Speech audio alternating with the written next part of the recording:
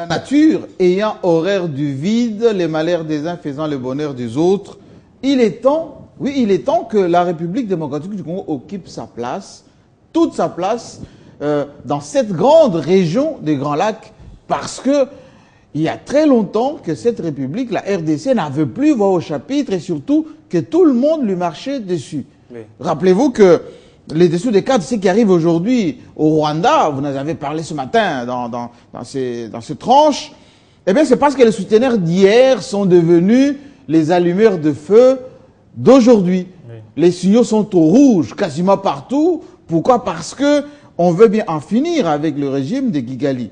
Bientôt, nous allons apprendre la fermeture de 2 ambassades, celle du Rwanda à Pretoria et celle d'Afrique du Sud à Kigali. Oui. Bientôt, nous allons apprendre qu'il y a naturellement beaucoup de dossiers qui seront ouverts, notamment par rapport aux poursuites, par rapport à Paul Kagame et ceux qui l'entourent.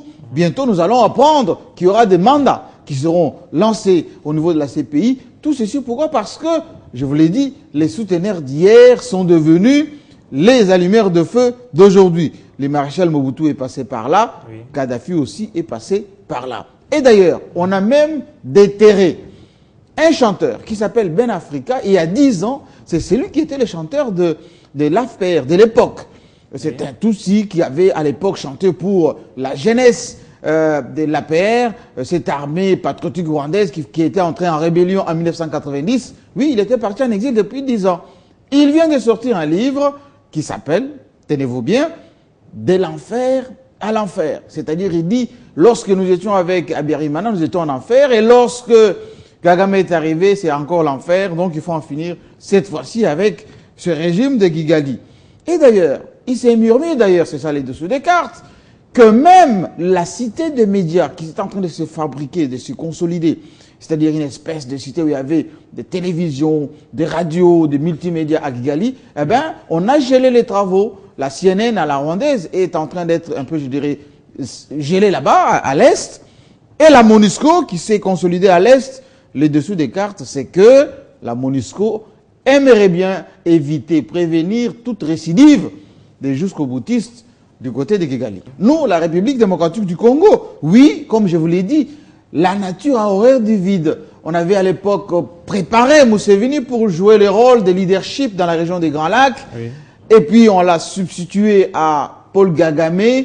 Tout ceci s'est résolu, pour ne pas dire terminé, en échec patent. La RDC doit maintenant jouer son rôle. D'abord, de quelle manière? Premièrement, à l'intérieur du pays. Il faut que la RDC consolide et renforce son armée. Il n'y a pas de système fort, il n'y a pas de pays fort sans armée.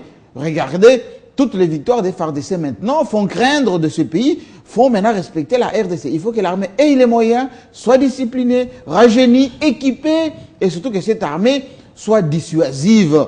Deuxièmement, il faut renforcer et moderniser les infrastructures. Oui. Nous sommes dans un ère, dans une période où il faut moderniser les infrastructures, les routes, les aéroports, ce qu'on appelle les hubs. Nous sommes au centre de l'Afrique, il faut qu'on ait des infrastructures dignes d'un grand pays.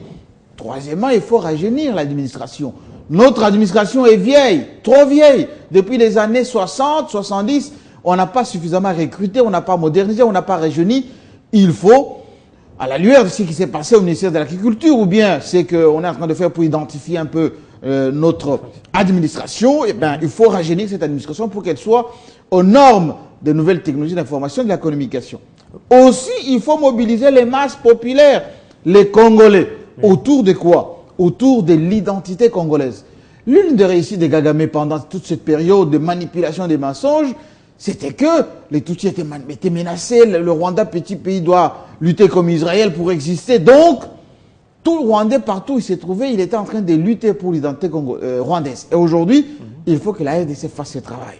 Aussi en interne, il faut mettre un peu de l'ordre dans le parti politique. Il y en a trop, et il y en a trop, et il y en a trop, et surtout des partis politiques mal organisés, qui ont des projets de société qui tournent autour parfois des objectifs contradictoires. Le plan externe, c'est-à-dire tourner vers l'extérieur. Il faut que la RDC renforce sa diplomatie.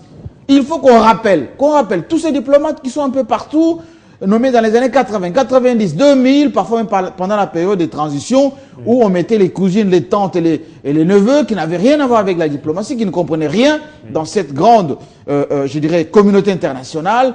Eh ben, il faut qu'on les rappelle, qu'on paye, qu'ils reviennent pour qu'on puisse rajeunir cette diplomatie, pour que la diplomatie soit de bonne qualité. Ensuite, il faut réorganiser, soutenir la diaspora. La diaspora est abandonnée à elle-même. C'est pour cela que ceux qui ne sont pas représentatifs parlent.